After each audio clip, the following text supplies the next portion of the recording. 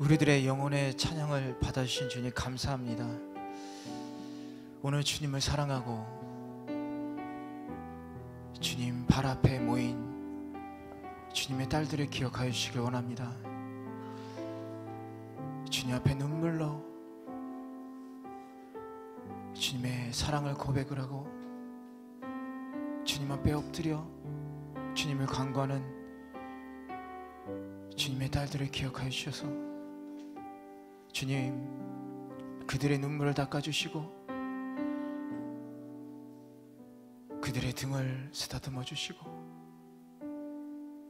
그들의 마음을 어루만져 주시고 그들을 일으켜 주셔서 주님 품으로 안아주시길 원합니다. 주님 오늘 이 시간 하나님 만나주시고 저희들에게 주님의 사랑과 기쁨을 허락하여 주시옵소서. 감사드립니다. 사랑이 많으신 예수님의 이름으로 기도드렸습니다. 아멘. 할렐루야. 오늘도 잘 오셨습니다. 제가 어제 저녁에 집에 가서 저녁을 먹고 이제 아내가 설거지하는 동안 제가 이제 딸하고 놀고 있었어요. 그리고 이제 아내가 설거지를 다 하고 화장실에 갔는데 제가 너무 졸려가지고 옆으로 이렇게 누워가지고 애는 이제 놀면서 그래서 딸애가 뭐라고 막 얘기하면 제가 응 이렇게 대충 대답을 했어요. 근데 우리 아내가 화장실 갔다 돌아오니까 아이가 갑자기 엄마 하면서 막 뛰어가더니 이러는 거예요. 엄마 아빠가 나랑 안 놀아주고 누워 있었어. 이르기 시작하는 거예요. 나랑 안 놀아줬다고. 참 믿을 사람 세상에 없다고 그러더니 이 3살도 안 된 딸이 이제 엄마한테 이르기 시작하더라고요. 그러면서 내가 너무 슬펐어 막 이래요. 황당하더라고요. 그래가지고 근데 그걸 보면서 그래 내가 땡땡 있어서 미안하다. 내가 너랑 열심히 안 놀아서 미안해. 이렇게 생각을 했습니다. 우리 하나님은 저같이 힘들다고 잘 안 놀아주시거나 힘들다고 얘기를 안 들어주시거나 이러지는 않죠. 우리 하나님은 신실하시기 때문에 언제나 저희들의 얘기를 또 들어주시고 또 저희들과 함께 하십니다. 그렇죠? 그래서 저희가 이제 믿음에 대해서 하고 있는데 그 믿음이라는 것이 저희들과 하나님과의 관계라는 거죠. 이런 과정을 통해서 하나님과 우리의 관계가 더욱더 견고해지고 또 신뢰할 수가 있고 우리 딸애가 어리다고 무시할 게 아니라 저를 이제 의심을 하는 거죠. 아빠가 이제는 못 믿겠어. 엄마한테 고자질한 거예요. 그런 과정이 사실은 중요한 거죠. 우리 딸애와 나와의 그 관계가 어떻게 보면 저희 대충 함으로써 믿음이 없어지는 거예요. 근데 하나님과의 우리들과의 관계도 그렇다는 겁니다. 그래서 우리가 지금 믿음을 하고 있는데 처음에는 믿음에 대해서 어떻게 했어요? 믿음에 대해서 다윗과 아브라함, 다윗 믿음이라는 것도 정말 하나님께서 의롭게 하셨기 때문에 이들이 믿음이 인정을 받은 거지 이들이 믿음이 순종하거나 절대 뭐 대단해서가 아니다. 이 얘기를 4장 초반부에서 계속했죠. 그리고 4장 후반부에서 믿음의 조상 아브라함이 왜 그럼 얼마나 훌륭하고 대단한 그 믿음의 조상이 됐는가 그 얘기를 하는데 4장 17절에서 18절에서 처음에 뭐예요? 아브라함이 믿음이 시작됐다고 얘기를 하죠. 그리고 19절에서 뭐예요? 시험이 있었죠. 고난이 있었습니다. 고난. 그리고 어때요? 이 시험을 통과하면서 믿음이 견고해지고 그리고 이 시험을 통과하고 견고해진 믿음이 어떻게 돼요? 완전해졌죠. 그리고 22절 아들 이삭을 낳으면서 이 믿음에 대한 보상이 주어지게 되었습니다. 그리고 23절에서 25절을 보면 어떤 내용이 써 있어요? 이 아브라함의 믿음이 다른 사람들에 의해서 증거가 되기 시작했다는 거죠. 훌륭한 믿음이다. 그 믿음이 지금 몇천 년이 지나도 우리들도 아브라함의 믿음은 훌륭하다고 우리가 얘기하고 또 증거하고 있지 않습니까? 그렇죠? 이게 바로 믿음인데 이 과정이 사실은 필요하다라는 거예요. 이 과정이 필요하다. 그러면서 5장 1절에서 이렇게 그러므로 우리가 믿음으로 의롭다 하심을 받았으니 우리 주 예수 그리스도로 말미암아 하나님과 화평을 누리자. 그 화평이라는 게 뭐라고 그랬어요? 그 구원이라고 제가 말씀을 드렸죠. 전쟁이 종식된 상태가 화평이라는 건데, 진정한 화평이라는 것은 그냥 전쟁이 끝나서 평화가 오는 상태가 아니라 뭐예요? 하나님과의 우리가 진정한 화평을 이룰 때 화평이 이루어지는데 그건 바로 구원이다. 그 구원을 주신 게 바로 그리스도로 말미암아라고 써 있었죠. 그래서 믿음을 가진 우리들에게 주어지는 특징이 여러 가지가 있었는데 바로 그 중에 하나가 제일 큰 게 환난이다 그랬어요. 환난. 환난이 뭐라고 그랬어요? 환난. 여러분 기억나세요? 환난?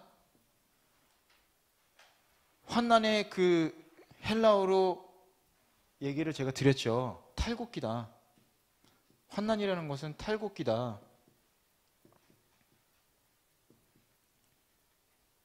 이게 바로 헬라어인데 탈곡기라고 그랬죠. 탈곡기. 탈곡기를 넣으면 그 안에서 어떻게 돼요? 밀과 겨가 이렇게 분리된다고 그랬죠. 우리가 그 환난을 통해서 우리의 껍데기가 벗겨지는 거예요. 우리의 그 인간적인 세상적인 껍데기가 벗겨지는데 그게 벗겨졌을 때 비로소 어때요? 내가 누군지를 알게 된다고 그랬어요. 내가 누군지. 내가 누구냐. 나는 요거밖에 안 되는 사람이구나. 난 대단한 줄 알았는데 그게 아니죠. 그 환난을 통해서 그 탈곡기를 우리가 거쳐 나왔을 때 밀이 되는 것처럼 우리가 그 환난을 통해서 난 정말 이 정도밖에 안 되는 사람이었어. 이런 사람이었어. 그래서 하나님의 사랑이 필요한 거예요. 그렇죠? 그래서 하나님께서 환난을 주시는 이유는 뭐냐? 바로 믿음을 견고하게 하기 위해서. 또 그뿐만이 아니라 정체성을 주시기 위해서. 나는 하나님의 백성이다. 나는 그렇기 때문에 하나님께 의지해야 된다. 이런 거죠. 환난은 인내를, 인내는 연단을. 연단이 뭐라고 그랬어요? 두드리는 거라고 그랬잖아요. 두드려 맞아야지 우리가. 또 불에 들어가면서 어떻게 해줘요? 불에 들어갔다 두드렸다가 물에 넣었다가 이걸 계속 반복하면서 철이 딱딱해지잖아요. 근데 그냥 그렇게 딱딱해지고 강해지기 위해서는 어떻게 돼요? 불순물이 제거된다고 그랬잖아요. 불순물이 제거된다고. 환난은 인내는 연단을 낳고 그리고 뭐예요? 소망을 낳는다고 그랬잖아요. 소망을 낳는다고 그랬죠. 그래서 이거 바로 믿음이다. 그래서 진짜 우리가 믿음 있는 사람이 되기 위해서는 이 과정은 반드시 거쳐야 되는 거다 그랬어요. 그러면서 마지막에 제가 드린 게 뭐였어요? 세상 사람들도 환난을 통한다고 그랬죠. 얘기했었죠. 이렇게 서클처럼 우리 인생은 계속 돈다. 좋은 일 있으면 나쁜 일도 있고 환난이 있으면 또 기쁨이 있고 계속 빙글빙글 돈다고 그랬잖아요. 근데 이 사람들하고 우리랑 다른 게 뭐라고 그랬어요? 우리도 빙글빙글 돌잖아요. 우리도 빙글빙글 돌아요. 하나님이 축복 안 주셔도 어떻게 보면 좋은 일이 생길 수가 있어요. 그렇죠? 근데 다른 게 뭐다? 2차원적으로 볼 때 이 사람들하고 우리들은 똑같지만 우리들은 3차원적으로 보면 이렇게 계속 신앙이 점점 올라간다. 성화되어서 하나님 나라로 우리가 가는 준비를 이 세상에서 한다라고 그랬죠. 이게 바로 믿는 사람과 믿지 않는 사람의 엄청난 차이인 거죠. 그렇죠? 제가 안 믿으시는 분들한테 이렇게 얘기를 하는 것 중에 하나가 있는데 그게 바로 뭐냐면 믿으시면 고통이 따를 겁니다. 그랬어요. 제가 이렇게 전도할 때 그럴 때가 그렇게 얘기할 때가 있어요. 믿으시면요 축복은 받는데 교회들이 그것만 얘기하잖아요. 근데요 고통이 따르실 거예요. 그 얘기 제가 꼭 해요. 그러면서 이제 이런 얘기도 합니다. 분명히 그건 세상적인 고통이 따를 수 있다. 그거 아니더라도 우리는 그 고통을 받게 될 수밖에 없다라는 거죠. 제가 그 신학교 다닐 때 아주 힘든 시절을 보냈어요. 아주 힘든 시절을 보냈는데 그때 겪어야 될 고통을 한꺼번에 다 겪었어요. 경제적인 고통, 육체적인 고통. 육체적인 고통은 누가 때리는 게 아니라 잠을 못 잤어요. 그때 잠을 못 자가지고 1년 동안 제가 4시간 정도 잔 것 같아요. 매일 쉬는 날 없이. 그렇게 1년을 했더니 제가 신학교 2학년 때 딱 되니까 몸이 망가졌어요. 한번. 그때 너무 그 혹사시킨 거죠, 몸을. 그래서 몸에 두드러기가 막 나기 시작하는 거예요. 면역력이 떨어져가지고 밤만 되면 막 아토피처럼 막 긁고 잠을 못 잤어요. 잠을 못 자는데 더 못 자는 거예요. 그런데다가 이제 교회를 가면 이제 성도님들이 괴롭히기 시작하는 거예요. 도망갈 데가 없었어요. 학교 가면요, 제가 부끄럽지만 제가 그 영어 과정을 졸업했는데 제가 콩글리시예요. 저는 유학을 간 적이 없어요. 일본에서 대학교를 다녔기 때문에 안 되는 영어를 자신감 있게 했어요. 근데 그 교포들이 온 거예요. 저희 동기 중에 교포들이 아주 많았는데 그걸 들으니까 제가 얼마나 창피한 영어를 했는지 깨달은 거예요. 너무 창피한 거예요. 얘기를 못 하겠어요. 그리고 이제 숙제를 냈는데 자신 있게 또 숙제를 냈는데 빨간 줄이 장난 아니게 다 거가지고 근데 어느 날 빨간 줄이 없는 거예요. 아, 영어가 늘었나? 그랬더니 그 밑에 다음 장 이렇게 써 있는 거예요. 커맨 씨, 나 좀 보러 와라 이 얘기예요. 얼마나 제가 좌절했는지 제가 2번 불려갔거든요. 갔는데 교수님이 그러시는 거예요. 너 유학한 적 있니? 아니요. 한숨을 퍽 쉬시는 거예요. 저도 한숨을 같이 쉬었어요. 대책이 없으니까. 그랬더니 친구를 그 교포 친구를 사귀어서 커피를 사주면서 이것 좀 체크해줘 이렇게 부탁을 하래요. 그런데 그렇게 하고 싶지만 다들 바쁜데 그걸 뭐 부탁할 수도 없고 학교 오면 영어 못한다고 불려가서 두드러 맞고 교회 가면 성도들한테 두드러 맞고 집에 가면 이제 피곤해가지고 두드러기가 올라오고 돈도 없었어요. 돈도 없었어요. 야, 이제 하나님 앞에 기도를 했죠. 매일 새벽에 가서요. 울면서 기도했어요. 하나님, 이게 도대체 제가 왜 여기 있는지 모르겠어요. 영어도 못하는데 돈도 없는데 학교는 다녀야 되고 그렇잖아요? 돈도 없는데 학교는 다녀야 되고 영어는 못하는데 공부는 해야 되고 야, 이거 뭐 도망갈 데가 없는 거예요. 갈 데가 없어요. 갈 데가. 그런데 하나님이 계속 있게 하시는 거예요. 계속. 그래서 제가 너무 낙심해가지고 이러고 앉아있으면 아는 친분 있는 교수님이 오셔가지고 너는 하나님이 여기 인도해 주신 거야. 딱 그러고 가시는 거예요. 그만둬야겠다. 제가 기도하고서 오늘 그만둬야지. 내가 저기 학생과 가가지고 그러면은 어디선가 나타나가지고 아는 목사님이 넌 하나님이 여기 인도해 주셨으니까 그러고 가시는 거예요. 신기하게 마음 먹고 제가 그걸 3번을 경험을 했어요. 내가 진짜 그만둬야지. 이제 돈 없으면 그만둬야지. 그러면 누가 헌금 주고 가시는 거예요. 그만둘 수가 없는 거예요. 제가 어느 정도로 그 경제적으로 어려웠냐면요. 제가 정말 무식하게 신학교를 다녔어요. 돈이 땡전 한 푼 없었어요. 200원 있는 거 헌금함에 딱 놓고서 정말 그 10원 한 장 없는 게 이런 거구나를 경험했어요. 처음으로.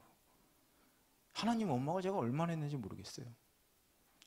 이렇게 진짜 고생시키려고 저 신학교 보내시냐고. 나 신학교 안 간다고 그랬지 않냐고. 저 신학교 안 간다고 그랬어요. 공부하는 거 너무 싫거든요. 근데 신학교 가야 된대. 그래서 갔어요. 왔는데 그런데 한국으로 그래서 한국으로 짐 싸들고 왔는데 돈도 없고. 근데 하나님이 기도하는 가운데 그 고난 중에 환상을 보여주시는데 그 엘리야의 환상을 보여주시는 거예요. 그 이세벨을 피하 다니면서 그 고생하시는 고생하는 에일리야에게 까마귀를 통해서 먹이시고 그 과업을 통해서 먹이시는 그 장면을 딱 보여주시는 거예요. 제가 하나님한테 막 원망을 했더니 아니 까마귀가 어딨냐고, 내가 지금 당장 배가 고픈데. 그랬더니 지나가던 동기가 식권을 2장을 딱 놓고 하는 거예요. 나 아무 얘기도 안 했는데 내가 먹으라고. 눈물이 막 쏟아지는 거예요. 나는 불평밖에 안 했는데. 그래서 식권 2장으로 그날 저녁 먹고 다음날 점심을 먹었어요. 돈이 없잖아요. 어떡하지? 근데 화장실에서 아는 목사님을 또 만났어요. 그러는 거예요. 야! 그랬더니 일로 와봐 그러는 거예요. 근데 누가 나한테 헌금했는데 그냥 이렇게 지갑에서 주는 게 아니라 봉투에 들어있는 걸 이렇게 주시는 거예요. 누가 나한테 헌금했어? 네? 누가요? 안 가르쳐줘 그러더라고요. 그래서 그거를 제가 또 며칠을 또 먹었죠. 제가 그거를 3년 제가 3년을 그렇게 생활했어요. 여러분 그렇게 3년 생활해 보신 적 있어요? 제가 그렇게 3년을 생활했어요. 3년을. 학비가 없어서 제가 학교 그만두려고 그랬어요. 하나님, 제가요 빚지는 건 못하겠어요. 제가 도저히 빚을 못 지겠습니다. 그럼 뭐 세상 사람하고 제가 뭐가 달라요? 어려우면 빚지라고 해야 될 거 아니에요. 기도하세요가 아니라 저는 못하겠어요. 거짓말 못하겠어요. 그냥 학교 그만두겠어요. 그랬더니 일본에서 저한테 헌금을 해주신 분이 계세요. 그만둘 수가 없잖아요. 힘들어요. 바뀐 거 아무것도 없어요. 저는 2학년 동안에도 끌려다녔어요. 불려갔어요. 교수님 너 지금 뭐라고 그러고. 바로 이게 하나님이 환난이 우리가 처하게 되죠. 이거 제 얘기를 드렸지만 제가 왜 이 얘기를 드린지도 설명하겠지만 사람마다 그 처한 환난이 있는데 거기에 반드시 하나님이 개입을 하신다는 거예요. 근데 그 개입을 하시는 거를 우리가 어떻게 받아들이냐예요. 어떻게 받아들이냐. 인내를 하지 않으면 모른다는 거예요. 그거를 제가 겪었기 때문에 배짱이 생기는 거예요. 배짱이. 무슨 배짱이 생겨요? 하나님이 도와주시겠지. 배짱이 생기기 시작하는 거예요. 배짱이. 밑도 끝도 없는 배짱이 생기기 시작하는 거예요. 하나님이 도와주실 거야. 기도해야지. 버티는 거예요. 버티는 거예요. 그럴 때 뭐냐? 소망이 생긴다 이거예요. 소망이 생기는 겁니다. 소망이. 그래서 오늘 5절을 한번 같이 읽어볼게요. 이 얘기를 하려고 그런 건데 우리 5절을 한번 같이 읽어보도록 하겠습니다. 5절 한번 읽어볼게요. 소망이 우리를 부끄럽게 하지 아니함은 우리에게 주신 성령으로 말미암아 하나님의 사랑이 우리 마음에 부음받음이니, 이렇게 써 있어요. 그 중에 우리에게 소망이 생기는데 부끄럽게 하지 아니함은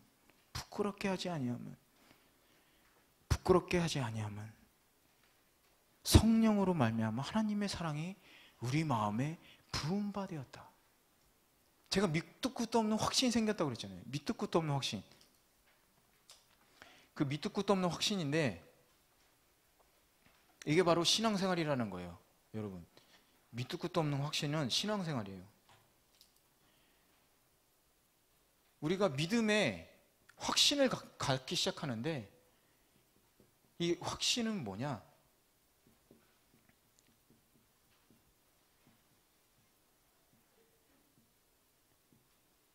내적 확신, 외적 확신이 필요하다는 거예요. 내적 확신, 외적 확신. 그게 근데 뭐냐? 환난을 통해서 우리가 이 내적, 외적 확신을 얻을 수 있다는 거예요.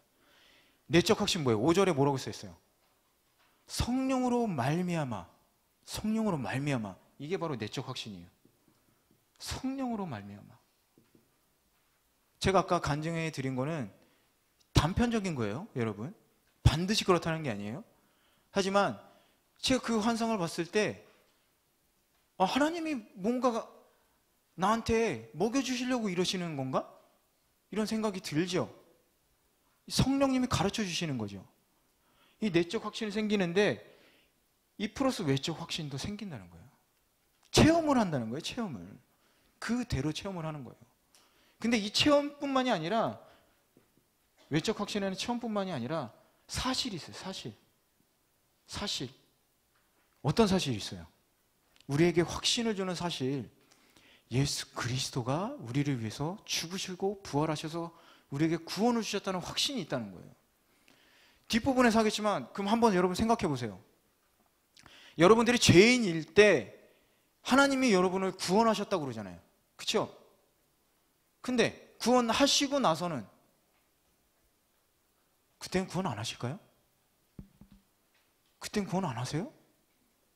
구원하시잖아요.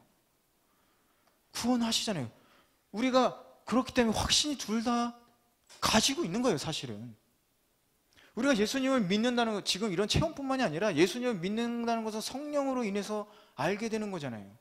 성령이 우리 안에 들어와서, 고린도전서 12장 3절에 써 있잖아요. 예수 그리스도를 주라고 말하는 것은 우리 안에 성령님이 들어와서 우리가 입술로 고백할 수 있게 해주시는 거예요. 그 확신을 가지고 있기 때문에 우리가 하나님을 아버지라고 부르잖아요. 그렇죠? 그리고 외적 확신이 뭐예요? 이 역사적인 사실도 있다는 거예요. 예수님이 십자가에 달리시고 부활하신 이 역사적인 사실을 통해서도 우리가 이 확신을 가질 수 있다. 그 얘기를 하는 겁니다. 이 소망의 확신, 내적 확신, 외적 확신, 이걸 바울은 5절에서 8절에서 걸쳐서 얘기를 하고 있는 거예요. 그래서 5절을 보면 이 부끄럽게 함은 첫 번째로 이 내적 확신인데, 이 5절의 말씀을 원어대로 이렇게 가깝게 번역을 하면 이렇게 번역할 수 있습니다. 그리고 소망은 실망시키지 않습니다. 왜냐하면 우리에게 주신 성령을 통해서 하나님의 사랑이 우리 마음속에 쏟아 부어졌기 때문입니다. 하나님이 나를 사랑하시는 걸 아는 거예요.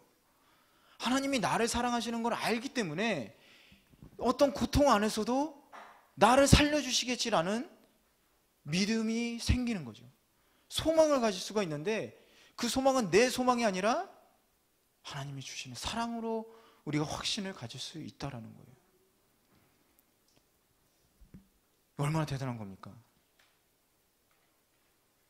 그리고 뭐라고 써요?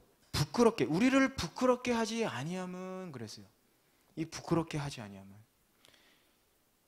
이것은 전쟁하고도 관련이 있는데, 이 적들이 이렇게 무참하게 패하고서 포로로 됐을 때 창피함을 얘기하는 거예요. 적들이 이렇게 막 당해가지고, 악한 적들이, 우리가 그런 수치를 당하지 않는다는 거예요. 이 소망이라는 것은 우리가 그런 수치를 당하지 않는다, 그거를 얘기하는 거예요. 이 소망의 경과, 이 얘기를 하는 겁니다. 하나님께서 주시는 이 소망이라는 것은 절대로 그렇게 수치를 당하지 않는, 무너지지 않는 경감이 있다라는 겁니다. 우리는 계속 그러잖아요. 약속을 하고 또 어기고 또 때로는 거짓말도 하듯, 제가 아까 그 처음에 얘기했던 딸에게 했던 것처럼. 하지만 하나님은 그렇지가 않기 때문에 그 소망은 절대로 무너지지 않는다는 거죠. 그래서 성령님께서 우리를 향한 하나님의 사랑, 구체적으로는 그 예수님이 그 대속을 통해서 그 하나님의 사랑을 보증해 주시기 때문에 그것은 무너질 일이 없다라는 것이죠. 그리고 또 그 부음받음이라고 써 있죠. 5절에 보면 이렇게 써 있죠.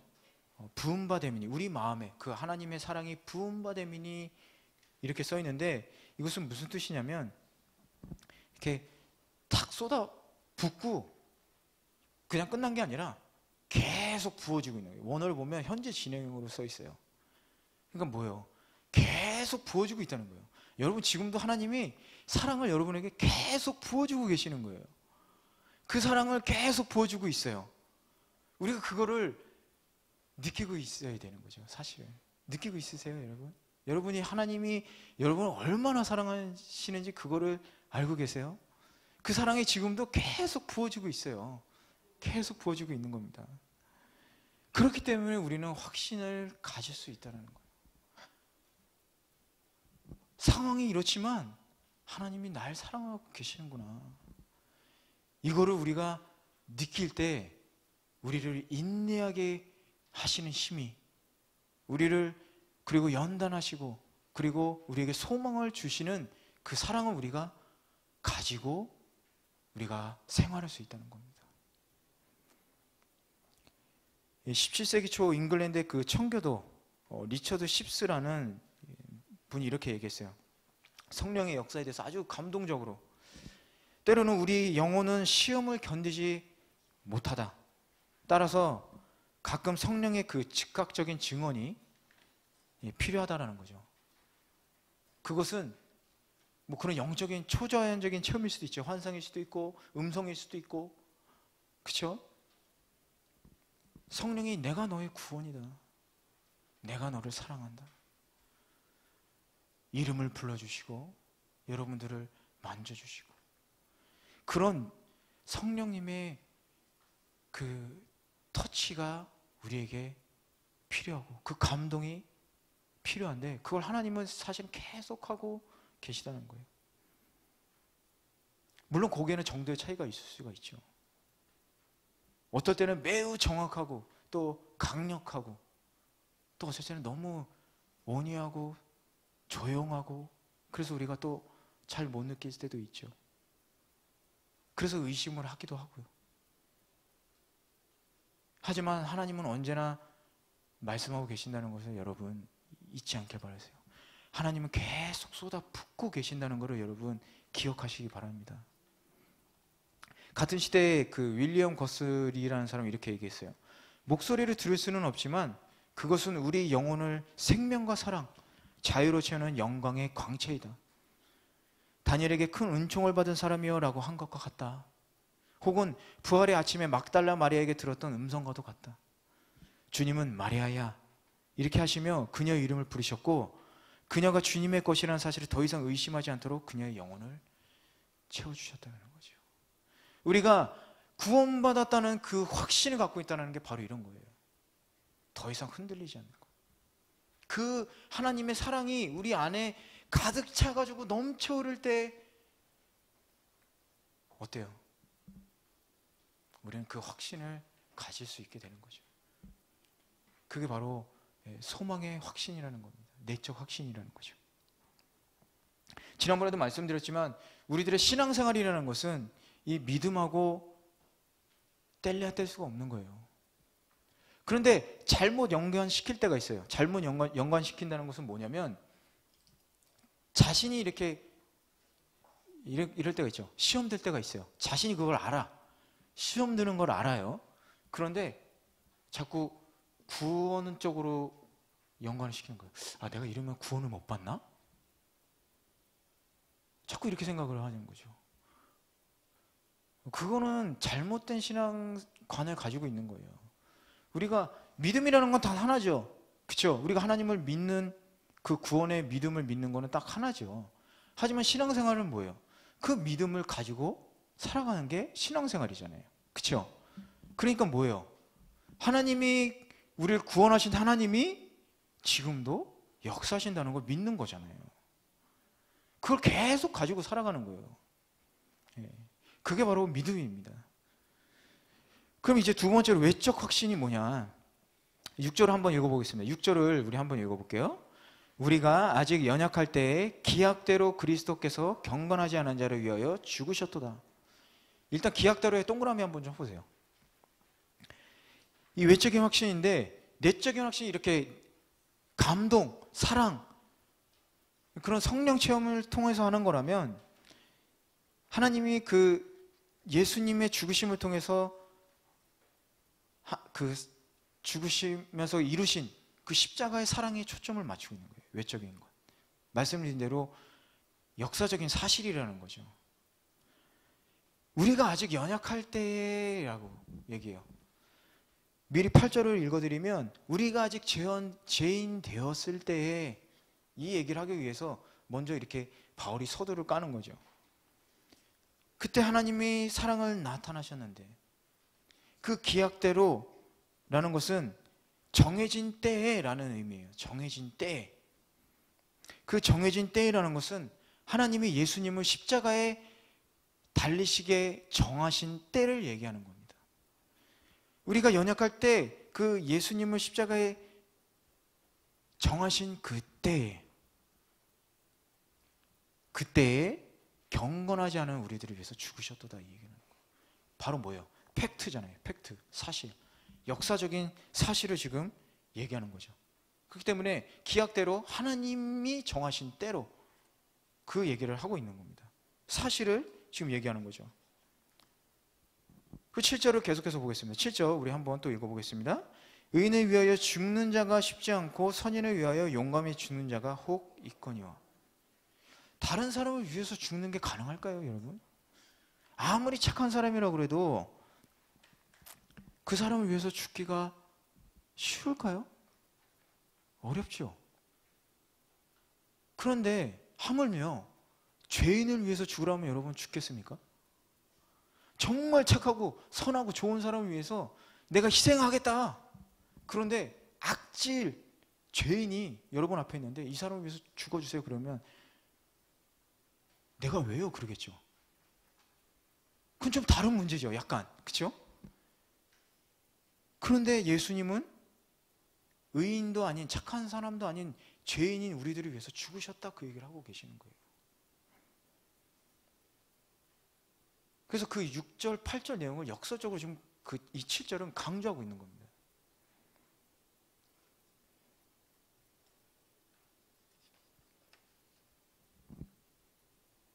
우리들 인간은 아주 이기적이죠. 그리고 또 자기 중심적이고, 도움을 받고 뭔가 이렇게 선한 걸 받으면 그 사람을 위해서도 우리가 뭔가 이렇게 잘 해주고 싶고 잘 해주게 되죠. 그죠? 그런데 입장이 이렇게 싹 바뀌게 되죠. 그럴 때가 있죠. 뭔가로 인해서 틀어지게 되면. 그러면은 그때부터는 어때요?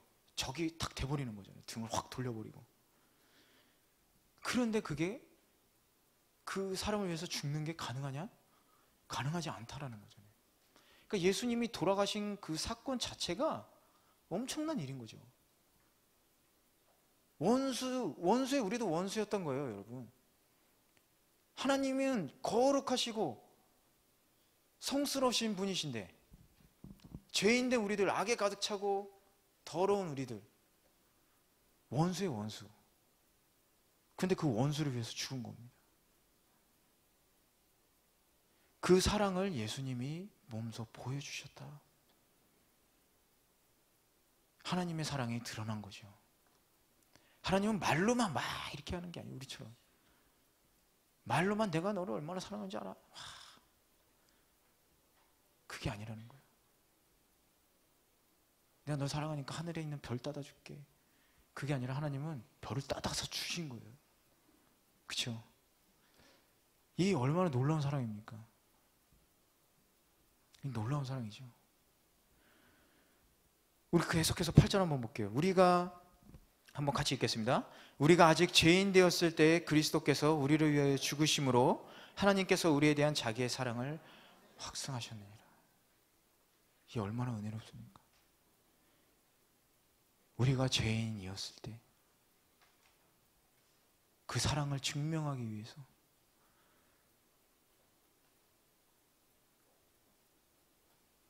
사실은 이런 게 진짜 사랑이죠. 잘 나갈 때 도와주는 사람보다 잘 안 될 때 도와주는 사람이 정말 도와주는 사람이죠. 그렇죠? 이 확증되다라는 것은요, 사실 이 로마서는 그 언어의 되게 바울이 똑똑하기 때문에 그 언어 자체를 분별해서 썼어요. 그래서 조금 그 언어적인 것도 사실은 같이 봐야 되는데, 확증하셨다, 확증하셨느니라 이 말을 보면요, 드러내시고 계시다, 또 문자적으로는 함께 놓다, 뭐 이런 뜻이 있어요. 사랑을 드러내셨다, 사랑을 드러내셨다, 드러나게 해서 입증했다, 이런 뜻이에요. 풀어서 얘기하면 하나님의 사랑을 드러나게 해서 입증하셨다, 이 뜻이 되는 겁니다. 그래서 종합해서 얘기하면 뭐냐, 하나님은 그 사랑을 계속해서 보여주고 계시는 분이시다라는 얘기를 하고 있는 거예요. 우리가 죄인일 때뿐만이 아니라 이제 죄인이 아닌 신분인 하나님의 백성일 때도 하나님은 계속해서 그 사랑을 우리에게 확증하고 계시다, 이런 얘기입니다. 따라서 우리의 감정 상태, 우리의 삶의 환경, 이런 거로 우리는 쉽게 동요가 되죠.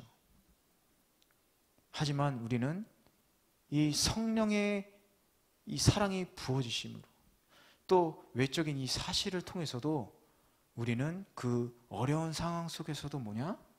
하나님이 우리를 사랑하고 계시다는 것을 객관적으로 알 수 있다라는 거죠. 우리 그러면 9절을 한번 보겠습니다. 우리 9절, 10절이 사실은 또 상당히 중요합니다. 그래서 9절을 우리 한번 읽어보도록 할게요. 9절. 그러면 이제 우리가 그의 피로 말미암아 의롭다 하심을 받았으니 더욱 그로 말미암아 진노하심에서 구원을 받을 것이니. 6절에서 8절까지 보면 그 그리스도의 죽음을 통해서 확증된 하나님의 사랑, 외적 사랑에 대해서 얘기한다고 그랬죠. 그 9절에서 10절, 11절까지는 뭐냐면 이 하나님의 사랑의 절정, 이 그리스도의 피 흘림을 통해서 뭐냐? 의롭게 된 사람들에 대한 구원의 확신에 대해서 얘기하고 있는 거예요. 예수님을 믿고 의롭다 하심을 얻은 모든 사람들, 이 사람들이 어때요? 하나님의 진노에서 벗어나게 된다는 얘기를 하는 겁니다. 이 성경에서 보면 진노에 대해서 하나님이 진노하시고 분노하시고 이런 얘기가 자주 나오죠. 이거는 심판하고 반드시 연결되는 거예요. 반드시 하나님의 진노는 심판입니다. 반드시 연결되는 거예요. 그렇기 때문에 진노하심에서 구원을 받을 것이니는 뭐예요? 하나님 심판에서 구원을 받을 것이니, 이렇게 얘기하고 있는 겁니다. 그래서 구원을 받을 것이니, 이것도 이제 원어를 또 보면요, 그 원어가 갖고 있는 그 뜻에 필연성이 있어요. 필연성을 내포하고 있는 거예요. 어떤 상황 조건이랑 상관없이 반드시 구원을 얻을 것이다, 이 얘기를 하고 있는 겁니다. 반드시 구원을 얻을 것이다. 예수님을 믿고 우리가 의롭게 됐다고 그랬죠. 그 의롭게 돼서 뭐예요? 하나님의 진노에서 우리는 필연적으로 구원을 받을 것이다, 이 얘기를 이 9절은 하고 있는 겁니다. 그럼 10절을 한번 우리 읽어보겠습니다. 10절 계속해서 넘어갈게요. 10절. 곧 우리가 원수 되었을 때에 그의 아들의 죽으심으로 말미암아 하나님과 화목하게 되었은즉 화목하게 된 자로서 더욱 그의 살아나심으로 말미암아 구원을 받을 것이니라. 우리 원수에 한번 동그라미 한번 쳐보세요. 아까 원수 뭐라고 그랬어요? 원수, 죄인이라고 그랬잖아요. 죄인. 우리가 죄인 되었을 때 사실은 하나님의 원수였다, 이렇게 얘기를 했어요. 그리고 하나님과 화목하게, 이거 좀 이렇게 가로를 한번 쳐보세요. 하나님과 화목하게, 그리고 화목하게 된 자로서 더욱의 네모를 치세요. 그리고 그의 살아나심으로 구원을 받을 것이다. 구원을 받을 것이다. 받을 것, 거기에도 이렇게 가로를 한번 쳐보세요. 그리스도의 피로 인해서 구원을 받은 자, 구원을 얻게 되려는 사실을 바울이 얘기를 했죠. 그 10절에서 뭐예요? 구원받은 성도에게 나타나는 두 가지 특징이 있다는 거예요. 두 가지 상태, 구원받은 성도에 나타나는 두 가지 상태. 첫 번째 뭐냐? 하나님으로 더불어 화목하다는 거예요. 저희 가로쳤죠. 하나님으로 더불어 화목하다. 그리고 또 다른 하나는 뭐냐? 화목해진 성도들이 더욱 뭐예요? 구원을 얻은 것이다. 이렇게 얘기 써 있죠. 이 화목하게 되었다는 그 화목하게 되었은즉, 이것도요 바울 서신에만 나오는 거예요. 바울 서신에만 나오는 단어입니다. 그 헬라어 자체를 보면 그래서 화해라는 것은 바울 신학에서 아주 중요한 개념인데, 이 바울 어떤 화해냐? 바로 하나님과 우리의 화해라는 걸 강조하고 싶은 거예요, 바울은. 이 원어 자체가 그렇게 써 있어요. 그래서 이 하나님과 화해의 주체가, 우리 인간과의 화해의 주체가 하나님이다라는 거예요. 하나님이다. 하나님에 의해서 화해가 이루어졌는데 그리스도로 인해서 그 화해가 성취되었다는 거예요. 여러분 생각해 보세요.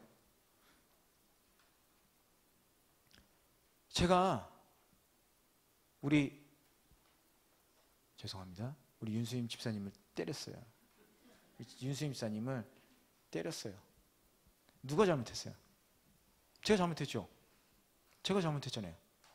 그런데 윤수 집사님이 내가 용서해 줄게 이러는 거예요. 이게 말이 됩니까? 죄는 우리가 졌는데 화해는 하나님이 하셨다는 거예요. 하나님이 너희를 용서해 줄게. 그러면서 어떻게 용서해 주는지 그 방법부터 전부 다 이렇게 계획을 세워가지고 그것을 이루셨다는 거예요.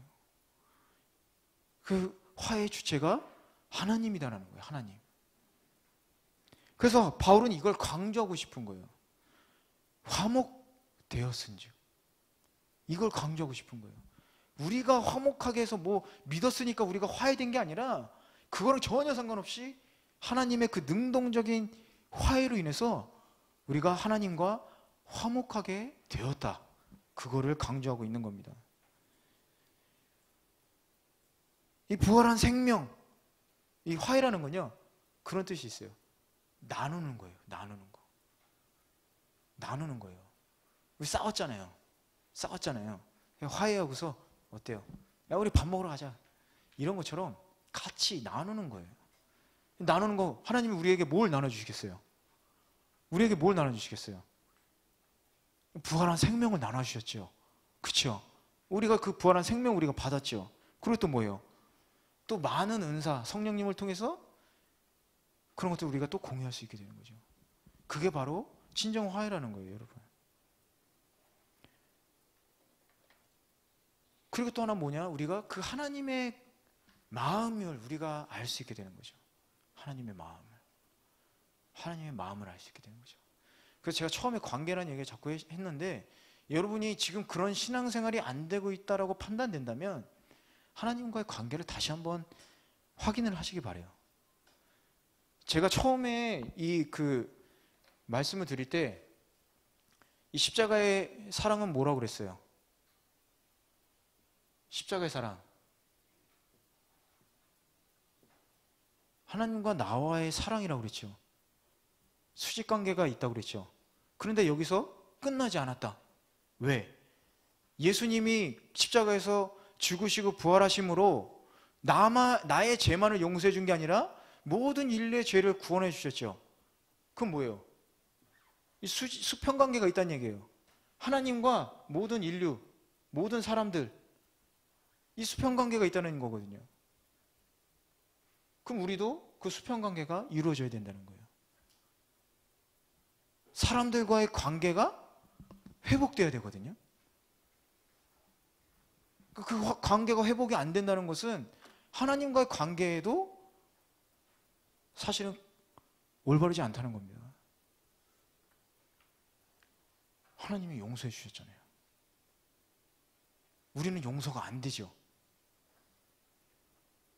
왜 그럴까요? 왜? 그러니까 그 앞에 납작하게 엎드리지 않아서 그런 거예요. 고개 빳빳이 들고 내가 왜 용서해야 돼요? 이런 거 똑같은 거예요.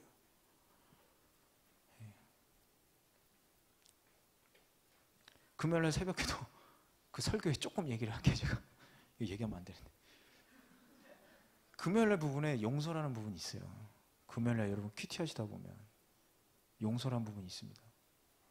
근데 예수님 뭐라고 하시냐면, 네 뺨을 때린 사람한테 반대쪽 뺨도 내주라고 그래요. 네 속옷 훔쳐간 사람한테 네 속옷도 다시 또 내주라고 그래요. 그게 용서라는 거예요. 그게 용서라는 거예요, 여러분. 못하겠죠. 뺨 맞으면 오히려 돌려줘야지. 그쵸? 배로 돌려줘야지. 한 대 맞으면 두 대로. 일본어로 그런 게 있잖아요. 야라레다에 야리 카이스. 그죠? 그게 아니라 받으면 또 대주란 얘기예요. 그게 용서라는 거예요. 근데 우리의 그 능력으로 성품으로 됩니까? 안 되잖아요. 안 되죠. 그러니까 이 사랑이 필요하다는 거예요. 사랑이. 하나님의 사랑이 여기에 확 들어와 있으면 어떻게 그걸 안 할 수가 있냐 이거죠. 어떻게 안 할 수가 있냐는 거. 구원은요, 여러분, 구원은요, 사랑이 항상 있다는 걸 여러분 명심하시기 바라요. 하나님이 우리를 사랑하셨으니까 구원을 이루신 거라는 걸 여러분 명심하시기 바라요. 그러니까 어때요? 이거 자꾸 까먹으니까 이쪽하고도 그게 안 되죠. 자꾸. 그죠? 다 원수가 되는 거예요. 다 원수. 나의 원수. 여러분 다 원수를 다 이제 동맹을 맺으시기 바라요. 그게 연합인데 이제 연합 얘기할 겁니다. 그래서 11절 한번 우리 같이 읽어볼게요. 뭐냐? 그뿐 아니라 이제 우리도 화목하게 하신 우리 주 예수 그리스도로 말미암아 하나님 안에서 또한 즐거워하느니라 그랬어요. 즐거우세요? 여러분 5장을 보면요, 5장 2절, 3절, 11절에 이게 반복적으로 나와요. 즐거워한다. 즐거워한다라는 말이 5장 2절, 3절, 11절에 반복적으로 나와요. 믿음으로 우리가 하나님을 믿으면서 그 사랑에 확 부어지니까 어때요? 즐거운 거예요. 그 영광을, 우리가 그 영원한 생명을 확인하니까 즐거운 거예요. 환난 중에 왜 즐거워요? 그 사랑을 우리가 확신하니까 또 버틸 수가 있는 거잖아요. 근데 지금 11절에서 뭐라고 그래요? 화목하게 하니까, 그리스도로 말미암아서 화목하게 돼서 하나님 안에서 즐겁다는 거예요. 우리가 진정으로 하나님을 이 안에서 화목해서 기쁘다면 우리 사랑하는 형제자매들하고도 기뻐해야 되는 거죠. 교회 생활이 즐겁게 돼야 되는데, 그죠? 예. 여러분 화목하시길 바랍니다. 여러분 그때 여러분 진정한 기쁨이 여러분 안에 또 생기는 거예요. 용서하는 기쁨, 용서받는 기쁨이 생기는 겁니다. 그래서 기쁨은 의롭다함을 받은 사람에게 나타나는 두드러진 특징이에요. 이거는요 다른 종교에는 없습니다. 다른 종교에는 없어요. 구원받았을 때의 기쁨, 그리고 또 그 안에서 누리는 기쁨은 우리 예수님을 믿는 사람들만이 누릴 수 있는 기쁨입니다. 4세기에 그 주교였던 어거스틴이 이렇게 얘기했어요. 오 주님, 우리는 당신을 위해 만들어진 존재들이라 당신 안에서 쉴 때까지는 우리 마음이 쉼을 얻지 못합니다. 놀라운 말이죠. 우리가 그 안에 있지 않으면 진정한 쉼이 없다는 거예요. 진정한 쉼이 없다는 거예요. 우리가 설령 소중한 것을 잃을지라도 우리가 그 안에 거하고 있다면 우리는 그 기쁨을 느낄 수가 있을 거예요. 그리고 또한 우리 안에서 역사하시는 성령님, 우리 안에서 역사하시는 성령님, 그리고 또 그 하나님, 그 성령 하나님께서 계속 이 하나님께서 얼마나 사랑을 부어주시는지를 깨닫게 해주실 겁니다. 그래서 우리가 어떻게 기쁨을 얻을 수 있느냐? 제일 먼저 뭐라고 그랬어요? 제일 중요한 거 기독교. 기독교라는 표현 상당히 싫어하지만 기독교 뭐예요? 사랑. 우리가 사랑함으로 기쁨을 얻을 수 있습니다. 하나님을 사랑할 때 우리가 기쁨을 얻을 수 있고, 또 우리가 서로 사랑할 때 또 기쁨을 얻을 수 있는 거예요. 그리고 또 뭐가 있어요? 그 믿음을 가지고, 내가 구원받았다는 믿음을 가지고 그것을 묵상하고 살아갈 때 우리 안에 기쁨이 생길 수 있는 겁니다. 그럼 이제 다음으로 넘어갈게요. 이렇게 해서 믿음을 가진 우리들에게 주어지는 그 상태와 그리고 특징들에 대해서 우리가 배워봤습니다. 그러면 이제 뭐냐? 12절부터는 이제 또 새로운 얘기를 해요. 바울은 말로만 또 딱 얘기하는 게 아니라 실제로 그 연합에 대한 걸 설명을 합니다. 연합에 대해서. 그걸 설명하기 위해서 증인을 또 불러 모으는데 바로 누구냐? 아담이죠. 아담. 아담과 또 다시 오신 아담, 예수님. 그 얘기를 하는 겁니다. 그래서 12절에서 14절은 첫째 아담의 경력이 나와요. 이 아담이 어떤 경력의 사람인가? 그거에 대해서 설명을 합니다. 14절에서 17절은 뭐냐? 아담의 경력과 그럼 이 아담하고 다시 오신 이 아담, 예수님하고 어떻게 다른가를 설명을 하는 거예요. 그리고 18절에서 21절은 뭐냐?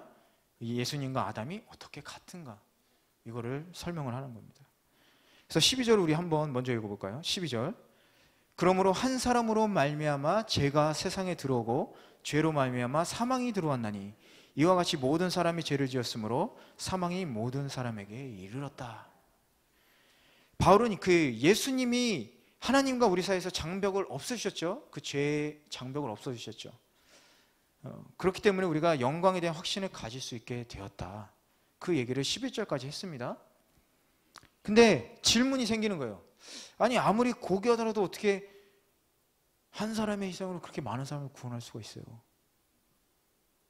아니면 아니 그 하나의 행위가 나하고 지금 도대체 직접적으로 현재와 미래에 어떤 영향을 줄 수 있습니까?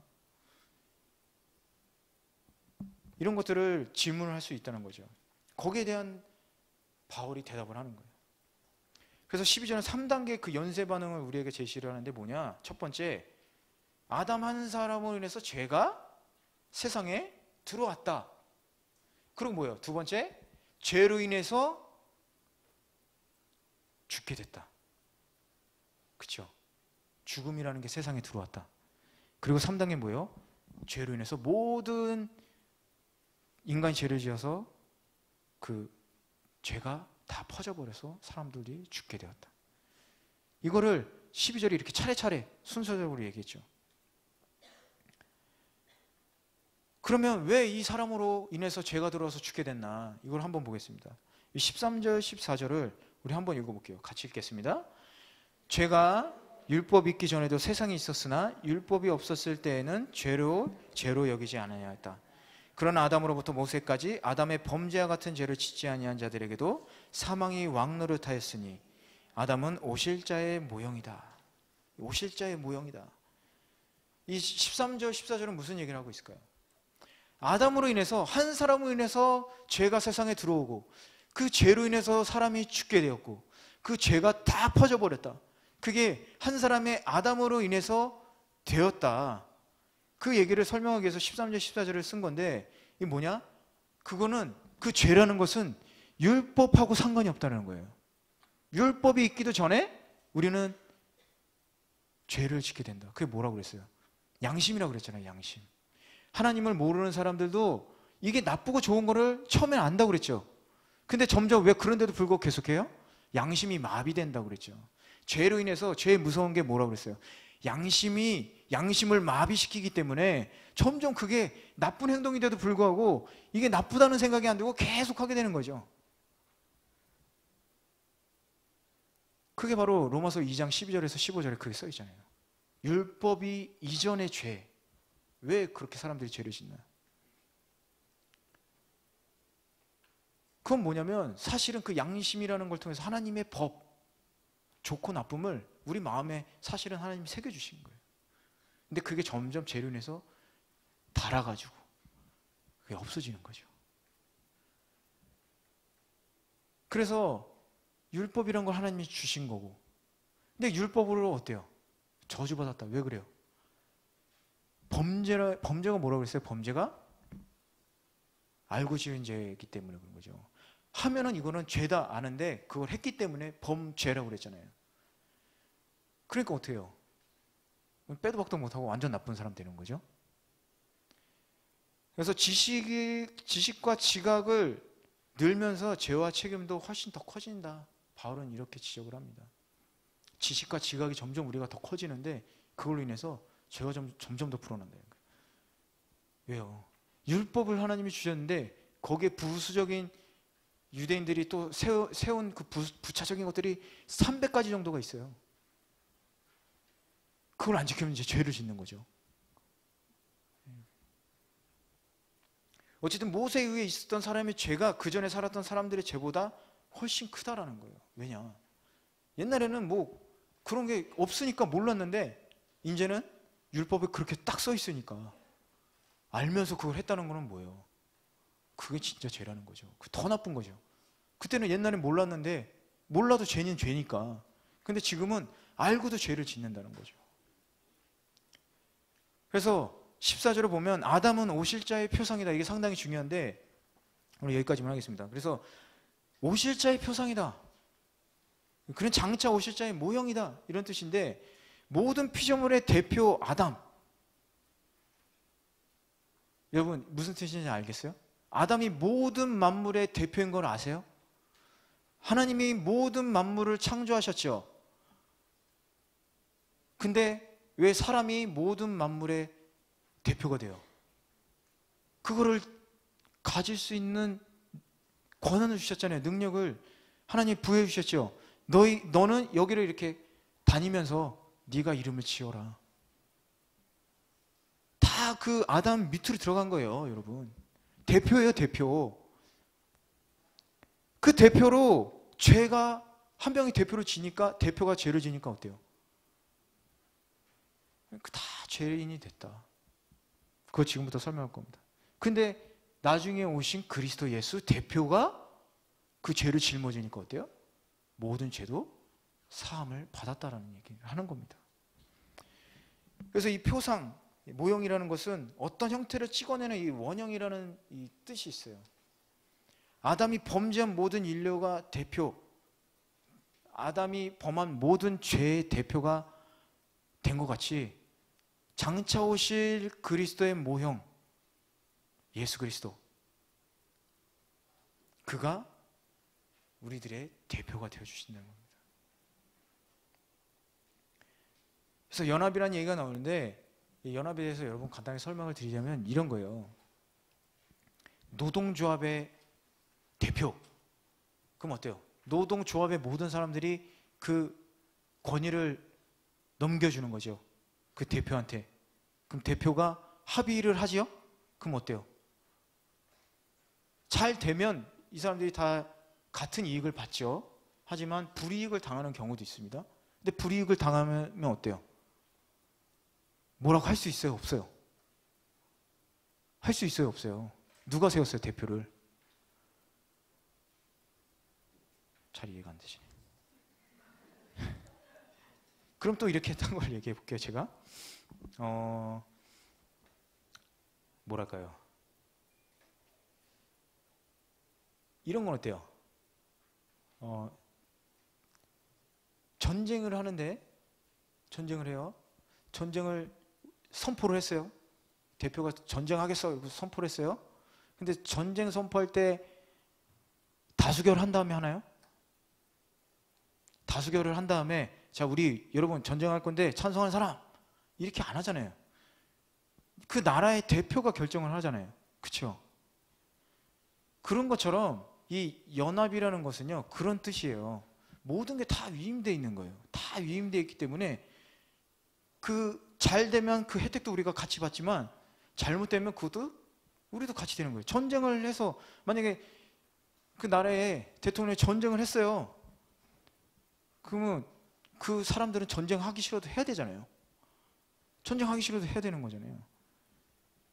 그렇게 되는 겁니다. 그럼 이렇게 해보죠. 법정 대리인 변호사 어때요?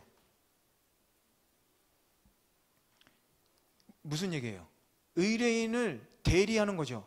변호사가 법정에 섰는데 의뢰인이 내가 스스로를 변호하는 경우도 있지만 변호사를 세웠을 때는 어때요? 모든 권한을 위임한 거잖아요. 변호사가 대신 얘기하는 거죠. 그러면 어때요? 사람들이 그 사람을 보나요? 변호사를 보죠. 그 얘기를 하는 거예요.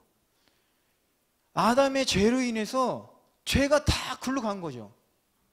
근데 우리가 심판을 받는데 죄로 인해서 심판을 받게 될 텐데 우리가 그 법정 앞에 서지 않고 예수님이 그 앞에 서시겠다는 거예요. 법정 대리인 자격으로 우리를 변호해 주시는 거예요. 그 변호인은 강력하죠. 본인이 죽으셨기 때문에. 내가 나의 친구 승철이를 위해서 죽었습니다. 이 사람 죽을 권리가 없어요. 죽을 수가 없어요. 무죄예요.